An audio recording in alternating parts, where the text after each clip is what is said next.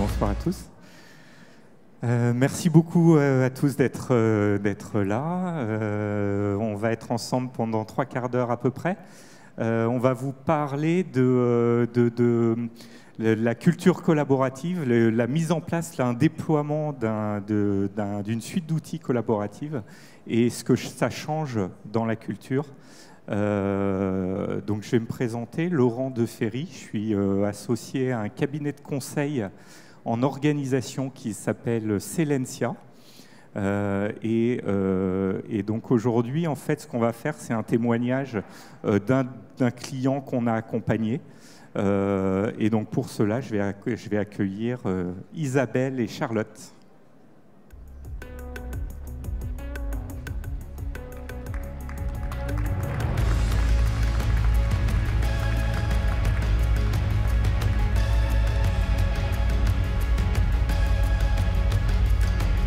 Isabelle, on va commencer peut-être par se présenter. Est-ce que tu peux nous dire quelques mots de qui tu es ?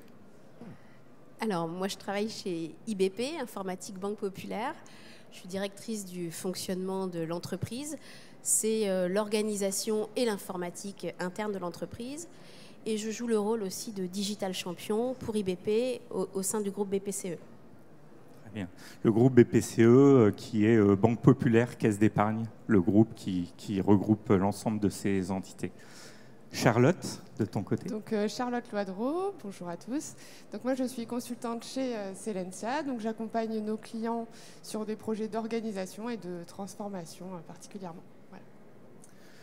Alors avant de commencer en introduction, ce que je vous propose c'est de prendre quelques secondes pour mieux connaître IBP, l'entreprise qui va témoigner par l'intermédiaire d'Isabelle. Alors, IBP, c'est un établissement du groupe BPCE. Donc, on est en charge de la plateforme informatique des banques populaires, donc qui s'appelle Equinox. Sur cette plateforme, on fait le développement de cette plateforme et la maintenance. Ça représente environ 30 000 postes de travail. Alors, on est 800 chez IBP, collaborateurs internes. On s'appuie aussi sur des partenaires et donc on est 1300 personnes à travailler chez IBP. On est répartis sur toute la France, on a 6 établissements, il y en a 2 qui sont en Paris, région parisienne, et le reste, on est présent à Dijon, à Perpignan, à Toulouse et donc à Nantes. Alors ces aspects sont extrêmement importants parce que quand on parle de déploiement d'une suite d'outils collaboratifs, le nombre de personnes, 1300, et le multisite vont être des aspects extrêmement importants. On va parler aujourd'hui d'une suite, de la suite Office 365 qui a été déployée chez IBP. Est-ce que, Isabelle, tu pourrais nous en dire plus sur les modules qui ont concerné le déploiement ? Alors, il y a de nombreuses briques dans Office 365. En fait, les 3 principales, on a Teams, qui est une plateforme collaborative où des équipes naturelles ou des équipes en mode projet peuvent partager, collaborer sur des documents, échanger des documents. Ensuite, l'autre brique, c'est OneDrive. C'est un espace de stockage individuel qui est sur le cloud et on peut accéder à tous les documents, même en mobilité. Et la 3e brique, c'est la brique RSE, c'est Yammer. Donc c'est une brique que nous avions déjà installée il y a quelques années et qu'on n'a pas eu donc à réaccompagner lors du déploiement de la suite Office 365.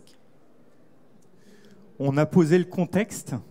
Ce que je vous propose après cette introduction, ça va être de passer au vif du sujet, au projet de déploiement. Avant cela, je voudrais vous indiquer le process aujourd'hui qui va vous permettre en fait de poser des questions. Donc vous avez une application evals.fr. Je vous invite sur vos smartphones à vous connecter avec un code DC20 et qui va vous permettre en fait pendant toute la durée de la présentation de poser vos questions qui seront à la fin reprises. Il y aura une petite sélection en fonction de ce qui a été évoqué et qui nous permettront de répondre aux questions à la fin de la présentation. Donc evals.fr DC20. Et donc tout de suite, on rentre dans le vif du sujet. Et Isabelle, première question, savoir mais pourquoi est-ce que IBP s'est engagé dans ce déploiement de la suite Office 365? Quel était l'objectif, la recherche derrière? Alors déjà, le déploiement d'un outil collaboratif, c'était inscrit dans le plan de transformation digitale du groupe BPCE. Donc déjà, nous, on est en multi-site chez IBP, mais on est dans le groupe BPCE, il y a 45 établissements, des établissements qui font comme nous de l'informatique, mais aussi nos clients, les banques et les caisses, des établissements spécialisés chez Natixis. Donc on travaille tous ensemble et développer cette culture collaborative avec un outil qui nous permette de travailler facilement, c'était vraiment un des enjeux du plan de transformation digitale. Et pourquoi IBP a été pilote? Parce que déjà, nous, on avait cette culture collaborative qu'on avait posée il y a quelques années lors d'un plan de transformation d'entreprise, notamment avec le déploiement de l'intelligence collective. Et chez IBP, on est organisé en agilité à l'échelle. Donc, c'était naturel pour nos collaborateurs et nos managers d'être vraiment pilotes pour le groupe sur ce type de déploiement. Et puis moi, en tant que directeur informatique, j'avais un irritant que les collaborateurs me remontaient souvent, c'est qu'ils trouvaient qu'il y avait beaucoup trop d'outils dans l'entreprise pour discuter entre eux, mais aussi pour discuter avec les autres établissements du groupe. Donc le déploiement d'un tel outil permet de répondre à cet irritant. Merci beaucoup. Et du coup, par rapport à ce besoin, comment est-ce que IBP s'y est pris? Sur quel levier l'entreprise s'est appuyée pour déployer? Alors, la première chose, c'est qu'on a travaillé en pizza team, en agilité. On a monté une petite équipe resserrée, polycompétente. Donc, on a fait appel à Celencia et donc à Charlotte en tant que chef de projet, puisque dans mes équipes, on avait un membre de disponibilité à ce moment-là. Et puis, on a essayé d'engager dans ces équipes tout de suite toutes les directions métiers et support. Et notamment dans les directions support, l'informatique, les ressources humaines, la communication, la qualité, la méthode et la sécurité et la direction des risques. On a tout de suite voulu monter de cette équipe parce que le déploiement d'un outil collaboratif, et donc Office 365, ce n'est pas un déploiement technique, c'est surtout un projet de conduite du changement. Et pour avoir une appropriation dans la durée, c'est important de faire monter tout le monde dans la barque dès le début. Très concrètement, quelle démarche, donc l'équipe plus polycompétente, mais derrière, quelle démarche a été utilisée, quelles étapes pour mener ce changement, cette conduite du changement?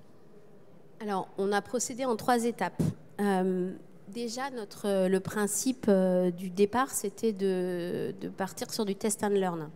C'est qu'on n'a pas commencé une période de conception, de tests, de documents de conduite du changement. On a tout de suite pris une équipe qui était assez appétente, qui était la mienne, parce que c'est informatique et organisation, et on leur a posé Office 365, et on leur a dit, allez-y, utilisez-le, faites vos propres usages, remontez-nous, et les problèmes techniques, mais aussi comment vous l'utilisez et qu'est-ce que ça vous apporte. Donc ça, c'était la première phase. Et du coup, ça nous a permis de commencer à construire notre problématique, notre stratégie d'appropriation. Ensuite, la deuxième étape qui a été, je pense, la plus importante, on a constitué une équipe de pilotes. Donc, on a mis 250 personnes dans ce pilote. Donc, par rapport à la taille de l'entreprise, c'était quand même un pilote assez conséquent. Et on a pris beaucoup de soin à constituer cette équipe de pilotes. Déjà, on a embarqué le comité de direction générale, le comité d'état-major. Et ensuite, on a pris des équipes naturelles, je dirais hiérarchiques, mais on a aussi pris des équipes qui travaillent en transversal et le cortège des assistantes aussi. Donc, on a avec des gens qui travaillent sur plusieurs sites. Enfin, on a essayé de varier toutes les situations de travail. Et on s'est appuyé sur ces pilotes qui étaient tous volontaires pour tester les usages, identifier les irritants, tester nos documents d'accompagnement au changement et donc de préparer notre généralisation de cette suite Office 365. C'est de faire ça comme ça, avec du test and learn, ça veut dire que nous, on a quand même beaucoup lâché prise. Ça veut dire qu'il faut faire confiance aux collaborateurs, de la manière dont ils l'utilisent. Ça veut dire aussi pour les managers de laisser faire leurs collaborateurs, donc d'être pas tout le temps derrière, peut-être de changer un peu son positionnement et sa méthode de manager. Et puis, ensuite, on est passé à une troisième phase, à l'issue de ce pilote, qui nous a permis de constituer un dossier pour dire que toutes les conditions techniques et d'appropriation étaient réunies pour généraliser à l'ensemble de l'entreprise. Je m'adresse à toi, Charlotte, par rapport à ce retour d'expérience et cette démarche. En tant qu'experte de projet de transformation, quel regard tu peux apporter en fait, sur la manière de faire, sur ce qui a été fait? En fait, ce qui est intéressant, on pourrait croire que c'est une démarche assez classique. On fait un pilote et ensuite on généralise. Mais je pense que ce qu'il faut retenir, c'est vraiment cette idée du test and learn. En fait, les suites collaboratives, là c'est Office 365, mais ça pourrait être autre chose. Ça demande, comme l'a dit Isabelle, de faire confiance aussi aux collaborateurs, leur faire confiance pour explorer vraiment la suite. Et c'est comme ça qu'on a voulu faire. Souvent, ça fait peur aux entreprises parce que d'abord, on veut être sûr de tout maîtriser, de mettre des règles derrière tout ça. Mais la force de ces suites aussi, c'est que c'est le collaborateur qui va trouver l'usage qui lui convient, même si l'entreprise doit lui donner des pistes. Donc ça, je pense que c'est ce qu'il faut retenir. Et le deuxième point, c'est, Isabelle n'a pas forcément développé ça, mais on a aussi beaucoup, au niveau du pilote, comme l'a dit Isabelle, on avait déterminé des populations qui nous semblaient intéressantes, qui étaient le reflet des collaborateurs, mais aussi on a fait fonctionner le bouche à oreille. C'est-à-dire que si un collaborateur venait nous voir et nous disait moi je veux faire partie du pilote aussi, ça m'intéresse, on l'ajoutait, on ne se posait pas de questions. Et en fait, ce fonctionnement qu'on appelle par capillarité, c'est aussi très intéressant pour faire du buzz, mais au-delà de ça, pour identifier des personnes qui vont être assez, on va dire, early adopters, qui vont être assez à l'aise avec les outils, ou qui ont envie de découvrir, qui ont une appétence pour ça. Et derrière, ça vous permettra aussi peut-être de former, on va en reparler, une communauté d'ambassadeurs qui vont appuyer l'équipe projet pour déployer par la suite. Et ça, je pense que c'est une des forces de nos dispositifs qu'on peut retenir. Voilà. Alors justement, j'entends test and learn, capillarité, conduite du changement. C'est quoi la clé du succès, notamment chez IBP, pour effectivement déployer et sécuriser l'adoption des collaborateurs? Je pense qu'on est d'accord toutes les deux. Charlotte en a parlé, c'est notre réseau d'ambassadeurs. Donc on a nommé des ambassadeurs Office 365 dans l'entreprise. On a fait un appel à la candidature auprès des directeurs, parce qu'on voulait qu'ils représentent toutes les directions de l'entreprise. Ce sont des personnes, bien sûr, qui ont été volontaires, de tout profil. On a des développeurs, on a des responsables d'équipe, on a des managers. Et ça a vraiment formé un réseau sur lequel on s'est appuyé pour notre déploiement. Donc, qu'est-ce que ça permet d'avoir ce réseau d'ambassadeurs? Déjà, ça permet d'avoir une certaine proximité avec les équipes sur le terrain. Nous, on était une petite équipe de déploiement, on ne pouvait pas être partout. Puis en plus, comme je vous ai dit, on est sur 6 sites. Donc là, on est sûr d'avoir des relais en local. Ensuite, quand on a un pair qui nous explique avec, je dirais, le contexte de l'activité de l'équipe et un pair auquel on fait confiance, qui nous dit tiens, vas-y, travaille comme ça, tu vas voir, ça va t'apporter des choses, on est tout de suite plus en confiance. Ça favorise la prise en main. En plus, on laisse les directions complètement autonomes aussi dans la manière dont ils veulent utiliser Office 365 et ses différents modules. Et puis enfin, nous, avec Charlotte, là, ça nous a permis d'avoir une remontée du terrain, je dirais, très facilitante, avec les irritants, des nouveaux usages qu'on n'avait pas vus, etc. Vraiment un bon dynamisme. Et donc les ambassadeurs, un élément clé du dispositif, mais ensuite, très concrètement, quelles sont les étapes qui vous ont permis de conduire ce changement ? Alors, on a déployé, on a généralisé juste avant l'été. C'était pas génial comme terme, en termes de planning, mais ouais, voilà. Bon, on avait aussi pas le choix. IBP était dans une année où on avait eu beaucoup de transformations, donc on savait très bien que c'était une période très chargée pour les collaborateurs. Donc on a choisi de faire notre accompagnement en plusieurs étapes, avant et après l'été, et de profiter de cette double période pour faire des piqûres de rappel. Donc avant l'été, on les a tous invités à des webinars de découverte. C'était 1 heure. On a eu un bon taux de participation, parce qu'on a eu 55% des collaborateurs qui ont suivi ce webinar et finalement qui étaient curieux. Pendant l'été, on en a profité pour former nos fameux ambassadeurs qu'on avait nommés dans la foule juste avant. Et on les a mis au vert. Bon, déjà, on les a un peu plus formés que le webinar pour qu'ils soient bien à l'aise. Et surtout, on leur a demandé de co-construire avec nous ce qu'on allait faire après l'été. Et notamment toutes les différentes étapes que je vais vous expliquer derrière. Et ils ont co-construit avec nous. Et donc, quand on co-construit, c'est encore plus facile de le porter. On a fait des sessions de démos sur des cas d'usage particuliers en WebEx l'été, en juillet-août. Là aussi, on a eu pas mal de participation.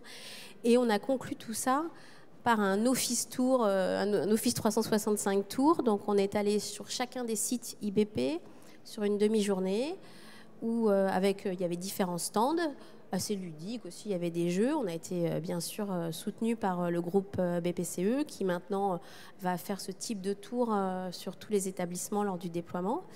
Et on pouvait dans ces portes ouvertes soit découvrir parce qu'on n'avait jamais vu encore, soit aller avec des stands, avec des experts pour poser des questions qui étaient propres.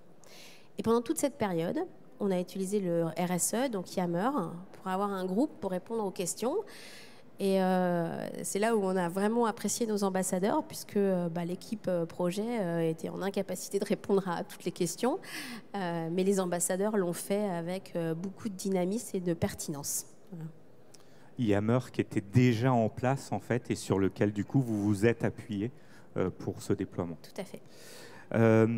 Merci beaucoup. Sur le comment, on a bien compris.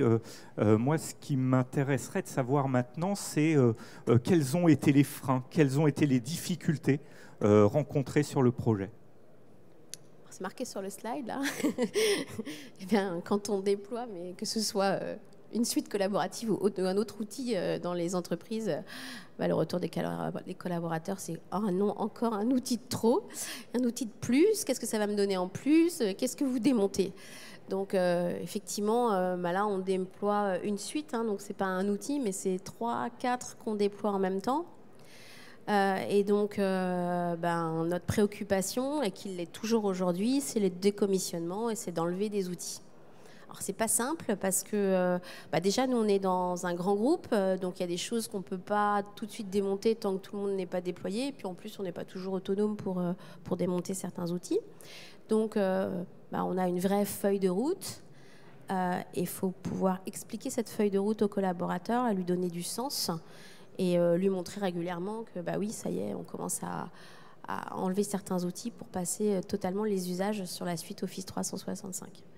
Alors si je peux vous donner des idées, par exemple dans la suite Office 365, il y a un outil de sondage qui s'appelle Forms. Nous on avait un autre outil de sondage, donc là on est en train de voir comment on passe définitivement sous Forms. Ça veut dire démonter, migrer ce qu'on avait dans les anciens outils, puis aussi former.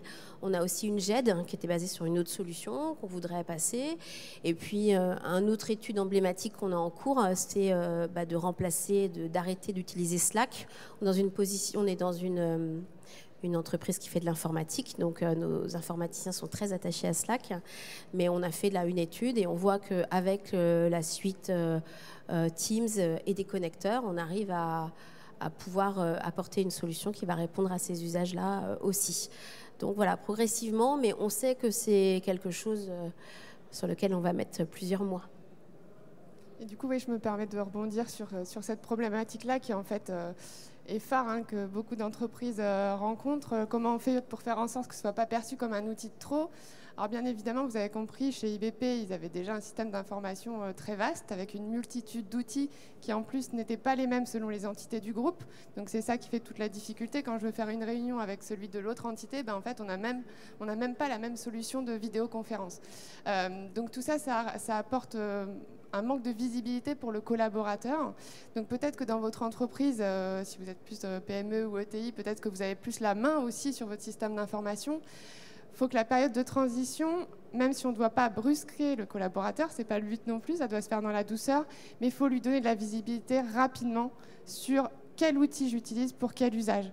Enfin, mettez-vous à leur place, il ne faut pas que je me pose de questions. Quand je veux créer une réunion, bah, je le fais avec tel outil. Quand je veux partager un document, c'est tel outil. Quand il y a plusieurs solutions, qu'est-ce qu'on fait? On est tous pareils, on utilise celle qu'on connaît, celle qu'on apprécie, celle qui est facile. Bah, moi, je t'envoie un mail avec une pièce jointe. Pourquoi est-ce que j'irais partager là, en l'occurrence, Teams ou OneDrive? Bah, c'est normal, on va tous aller au plus simple. Donc ça, c'est vraiment quelque chose qu'il faut retenir et sur lequel, quand on le peut, il faut agir pour réduire cette période de transition. Même s'il n'y a pas de baguette magique, ça ne peut pas se faire du jour au lendemain. Il faut vraiment avoir ça en tête pour faciliter l'adoption par les collaborateurs. Donc même si on est sur du test and learn, on a quand même des guides, des bonnes pratiques sur lesquelles s'appuyer pour l'adoption des outils. Je pense à un autre frein qui est notamment dans le domaine de la banque. Hein, on parle de protection de données, de sécurité. Et quand on passe sur un outil collaboratif dans le cloud, eh bien les questionnements, les craintes peuvent être sur justement ces problèmes de sécurité. Comment vous avez géré ça sur le projet ? Alors effectivement, dans la banque, on est vraiment très très sensibilisé hein, là-dessus. Déjà techniquement, on a d'abord sécurisé les données. On s'est appuyé sur un des modules qui est disponible chez Microsoft hein, de classification des documents suivant la sensibilité des données. Et puis on s'est attaché aussi à sécuriser les terminaux mobiles pour que les personnes puissent utiliser la suite en mobilité, mais en toute sécurité. Donc ça veut dire une installation technique d'un module de sécurisation sur tous les terminaux, que ce soit téléphone ou tablette. Et ça, c'est la partie technique. Et finalement, ce qu'on a fait aussi, c'est de sensibiliser les collaborateurs et les managers sur cette problématique de sécurité. On a créé un e-learning qui leur rappelle les bonnes pratiques en termes de sécurité.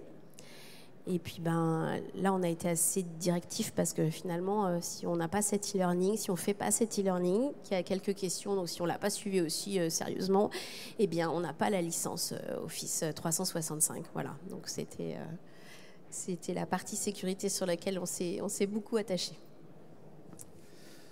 Merci beaucoup. Donc après la manière, après les freins, les difficultés, on va dresser un petit peu un panorama des résultats. Isabelle, est-ce que tu peux m'expliquer les résultats que vous constatez aujourd'hui, comment ils se traduisent? Bon, alors on a créé des KPI. Aujourd'hui, ça fait 6 mois qu'on est généralisé. On a 73% des personnes qui travaillent chez IBP, donc sur les 1300, qui sont actives. Alors, quand on zoome un peu, on voit que Teams est beaucoup plus adopté que OneDrive. Donc Teams, c'est l'espace collaboratif où on travaille en équipe pour partager documents et échanger. Donc sur Teams, on a 99% des collaborateurs qui sont actifs. Donc c'est une vraie réussite. Là où on a encore un petit peu de travail, c'est sur OneDrive, donc l'espace de stockage individuel, où là on a 33% de personnes qui sont actives. Il va falloir qu'on passe à un moment par une coupure du réseau actuel et du stockage de données sur du réseau pour les faire passer sur OneDrive. Donc ça, ce sera sûrement la prochaine étape. Bon, ça, ce sont des chiffres en termes d'usage.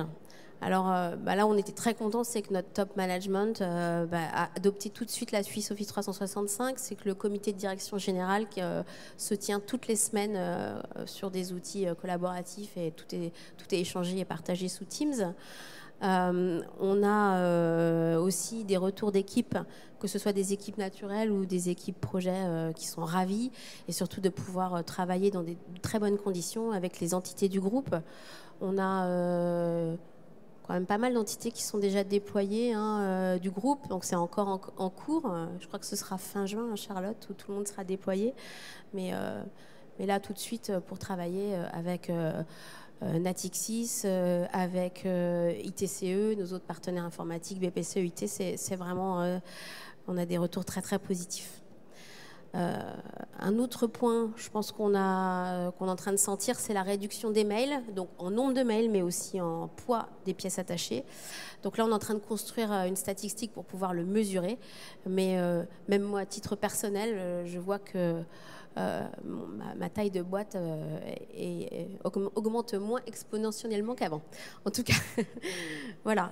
Et puis, retour de managers qui sont chez nous, les populations qui sont équipées en mobilité. Ils sont vraiment ravis de pouvoir accéder vraiment à leurs documents en toute situation. Voilà, donc je pense que ces résultats sont encore amplifiés quand tout le groupe sera déployé. Puis nous, on a encore quelques défis devant nous pour 2020. On va déployer la téléphonie sous Teams, ainsi que les appels vidéo et audio. Alors c'est pour jeudi prochain, là. Donc ça va nous donner un plus. Et puis, on est en train de regarder d'autres briques. Il y a une brique d'Office qui s'appelle Flow qui permet d'automatiser des workflows. Donc, je pense qu'il y a certains workflows internes qu'on va pouvoir automatiser. Voilà, donc on a plein de projets qui arrivent autour de cette solution. Des belles perspectives à venir. Merci beaucoup Isabelle pour ce témoignage. Peut-être Charlotte, si tu peux, en synthèse un petit peu de notre échange là aujourd'hui, nous donner ta vision des quelques facteurs clés de succès qui pour toi sont essentiels dans ce type de projet. Alors moi, j'avais envie de retenir trois points, voilà, que je veux partager avec vous. Alors le premier, je pense qu'avec Isabelle, on a fait passer le message. C'est pas un projet technique. Les solutions, la plupart des solutions du marché, elles marchent plutôt bien, même si elles évoluent tout le temps, dans le bon sens. C'est avant tout un projet de conduite du changement. Et il ne faut pas négliger l'impact culturel de ces outils. Il faut que vous mesuriez le pas à franchir pour votre structure. Dans le cas d'IBP, on est dans une société qui est déjà mature en termes de culture collaborative. Ce n'est peut-être pas votre cas. Sachez que petit à petit, la suite va devenir en fait un outil de production, un outil du quotidien, comme aujourd'hui on utilise le mail. Donc il faut vraiment que vous soyez conscient que ça peut bouleverser les modes de travail, voire même les modes de management. Donc ça, c'est quelque chose qu'il faut accompagner vraiment de façon intensive et dès le départ. Ne pas juste se contenter de former les collaborateurs à l'outil. Ça va bien au-delà de ça. C'est potentiellement leur apprendre à travailler différemment. Et donc ça, c'est très important. Le deuxième point sur lequel je voulais revenir, c'est le fait d'accompagner les populations clés.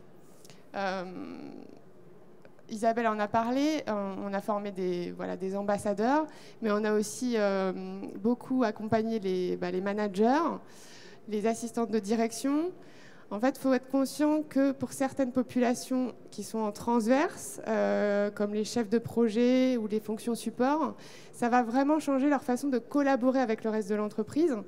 Donc, il faut vraiment les accompagner de façon spécifique. Voilà, vous allez avoir différentes cibles, comme tout projet de conduite du changement, mais ça va vraiment être important d'identifier leurs besoins, qu'ils comprennent, parce que ça peut faire peur. Donc, il faut qu'ils comprennent qu'il faut y aller petit à petit aussi. Ce n'est pas du jour au lendemain que je vais animer différemment mon équipe avec Office 365. Ça peut être un quick win. Voilà, demain, la BILAT, alors je ne sais pas si on appelle comme ça dans toutes les entreprises, mais la réunion manager-collaborateur, on va la faire grâce à tel outil. On teste et puis on verra sur la durée ce que ça donne. Voilà, il faut y aller en fait petit à petit, avoir une stratégie de petits pas et vraiment accompagner ces populations clés qui feront en sorte que ça prendra. C'est par eux que le changement doit passer. Et le dernier point, voilà, ça fait 6 mois qu'on a déployé chez Informatique Banque Populaire, mais vous l'avez compris, c'est pas fini. Déjà parce qu'on déploie toujours des nouveautés, et aussi parce que comme ça change les modes de travail, il ne suffit pas juste de généraliser, de faire une formation et hop, c'est parti, tout le monde est sur la suite. Ça doit aller bien au-delà de ça. Ça doit être un accompagnement sur la durée. La communauté des ambassadeurs, on les anime régulièrement. On leur donne de la matière pour accompagner les collaborateurs sur le terrain. On réfléchit à des nouvelles solutions. Ça peut aller jusqu'au coaching, jusqu'au mentoring. Donc voilà, il faut imaginer vraiment un dispositif évolutif sur la durée. Il ne faut pas se cacher, c'est des outils qui changent les modes de travail, donc c'est sur plusieurs mois. Donc voilà, c'est quelque chose qu'il faut prendre en compte. Aussi, je pense, en termes de ressources, hein, c'est le nerf de la guerre. Donc il faut aussi être conscient que voilà, il faudra une équipe projet sur la durée. Et la communauté d'ambassadeurs peut aussi permettre de pallier ou de renforcer ce dispositif. Voilà. Merci beaucoup, Charlotte. Merci, Isabelle. Avant de passer aux questions, moi j'en ai une. Pour un petit élément de précision, Charlotte, tu évoques que ça change les modes de management. Qu'est-ce que ça change en fait réellement? En fait, ce que ça change, c'est qu'avec ces outils collaboratifs, on donne vraiment la parole ou l'autonomie aux collaborateurs. Donc, selon le mode de management qui était en place, ça pouvait être potentiellement assez descendant, alors que là, l'objectif, c'est que ce soit le collaborateur lui-même qui prenne des initiatives. Si je parle d'un outil concret comme Teams qui permet de créer des équipes, eh ben moi, je suis chef de projet, je vais créer mon équipe avec mes acteurs. Je ne vais pas mettre mon hiérarchique, alors que mon hiérarchique, avant, il était toujours en copie des mails que j'envoyais à un tel ou un tel dans l'entreprise. Donc le manager, il voit peut-être l'info différemment, il a des fois plus accès à certaines infos. Donc ça change la façon de manager et c'est quelque chose qu'il faut accompagner aussi. Il faut faire confiance aux collaborateurs. Même au niveau le plus haut, c'est aussi un changement de gouvernance. Parce qu'avant, c'était un tel a accès à telle chose. Là, moi, je peux très bien donner accès à Isabelle à tel ou tel dossier, à telle ou telle équipe. Voilà, il faut aussi faire confiance aux collaborateurs et ça, selon la culture de l'entreprise, ça s'accompagne. Il y a un lâcher-prise nécessaire du management. Merci beaucoup.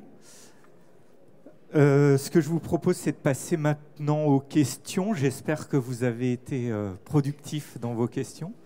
Alors, on a eu la petite conclusion de Charlotte. J'ai oublié de zapper. Est-ce qu'il y a des questions ?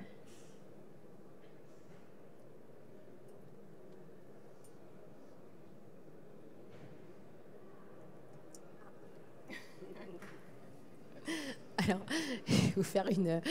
en fait, comme je vous ai dit, le déploiement d'un outil collaboratif faisait partie du plan de transformation du groupe BPCE. Donc, il y a eu un dossier de choix fait au niveau du groupe BPCE et donc IBP n'a pas vraiment choisi Office 365. Maintenant, on est très content de cet outil qu'on a déployé. Alors du coup, je complète, même si j'ai pas d'action chez Microsoft, je tiens à le dire. Mais je pense qu'il y a peut-être des personnes qui ont déployé d'autres outils. Moi, le seul point de vigilance, c'est que Office 365, c'est aussi les outils bureautiques qu'on connaît sûrement dans vos entreprises, Word, PowerPoint, Excel. Et des fois, quand on met en place d'autres outils collaboratifs qui n'englobent pas ça, le changement est d'autant plus important pour les collaborateurs.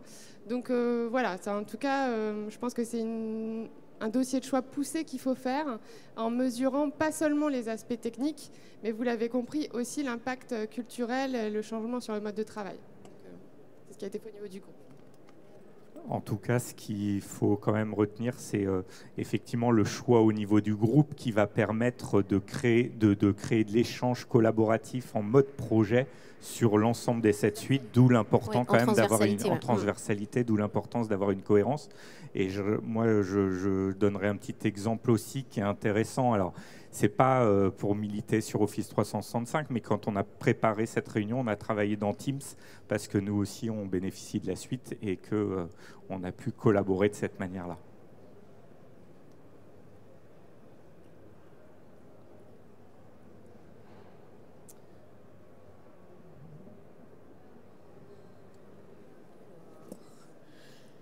Il y a quand même beaucoup de données qu'on met sur Teams parce que on va il y a des qualifications C1, C2, C3, C4. On va jusqu'à C3 sur Teams. Nous, Informatique Banque Populaire, on n'est pas tellement concernés par des dossiers C4. Il doit y en avoir au niveau du groupe BPCE, mais nous, il y a très très peu de personnes qui sont concernées. Donc, par exemple, même la direction des ressources humaines qui a des données confidentielles et qui doivent être sécurisées utilise Teams et OneDrive. Ces quatre, en fait, ce sont les données vraiment stratégiques, donc ce qui va toucher vos directeurs, PDG, où là, en effet, il faut être vigilant. Voilà. Néanmoins, chaque suite apporte aussi des solutions face à ça, puisqu'on sait que les données sensibles ne doivent pas être exposées à l'externe. Voilà, c'est surtout, je pense, une sensibilisation aussi, comme l'a expliqué Isabelle tout à l'heure, auprès de vos collaborateurs. Parce que je ne sais pas si on doit le dire comme ça, mais la faille de sécurité, c'est souvent l'utilisateur final. Donc, il faut vraiment le sensibiliser à ces aspects-là de sécurité pour ce type de déploiement.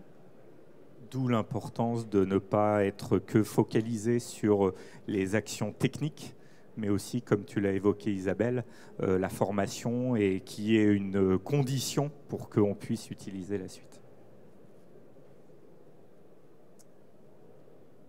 Je ne lis pas les questions parce que je pense que vous les avez. Alors, non, je pense que ça ne peut pas être efficace sans l'appui du top management. D'ailleurs, même sur n'importe quel projet de transfo, si vous n'avez pas l'appui du top management, si vous n'avez pas la direction générale qui est impliquée, qui montre qu'ils sont les premiers à changer, ça ne fonctionnera pas. Donc là, ce qu'on a fait, c'est des dossiers, quand on a commencé à envisager d'être pilote pour le groupe, c'est des dossiers tout de suite qu'on a montés à la direction générale et en leur faisant des démos même pour qu'ils voient ce que c'est. Et puis, on a été les premiers, c'est nos early adopters. On leur a tout déployé, y compris la vidéo, y compris les appels. On les a équipés tout de suite de tout ce qu'il fallait pour pouvoir tester. Et on s'est même rendu compte avec Charlotte, quand on a voulu aller encore plus loin dans le déploiement, que les équipes qui étaient les moins matures, c'était celles où le manager n'utilisait pas la suite Office. Donc c'est là où on peut nous faire des rattrapages, c'est d'aller voir le manager, comprendre pourquoi lui il n'a pas été embarqué, l'aider à l'embarquer. On sait que si lui est embarqué, toutes les équipes suivront derrière. Je rajouterais une petite chose, c'est que la force de ces outils, c'est aussi d'embarquer tout le monde. Donc c'est vrai que, alors il y a l'appui, mais il y a aussi, de toute façon, il faut embarquer le management parce qu'ils font aussi partie de l'équipe, ou de certaines équipes en tout cas, et que du coup, tout le monde doit être embarqué. Évidemment, l'appui, on l'a évoqué, comme le disait Isabelle, c'est quand même un vecteur fort d'adhésion, d'adoption, pour porter les pratiques et porter l'usage. Et le chef de projet doit tenir, parce que je vais vous raconter une petite anecdote, c'est que la première fois que j'ai envoyé un support de copile de pilotage au comité de direction générale et que ce n'était pas un support attaché à un mail, mais un lien vers un document partagé dans Teams, ça pose question, quoi. Il faut pas, voilà, il faut tenir. Et puis ils essayent une fois, puis voilà, et puis après ils sont convaincus eux-mêmes. Il ne faut pas craquer et finir par l'envoyer par mail.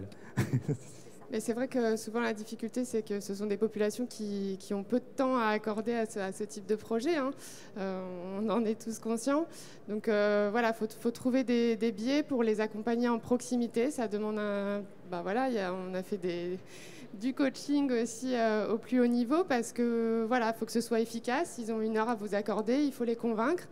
Donc des fois, ça peut être des petits irritants qu'ils ont au quotidien. Enfin, je pense là, tu parlais de pouvoir tout avoir sur son mobile ou sur sa tablette.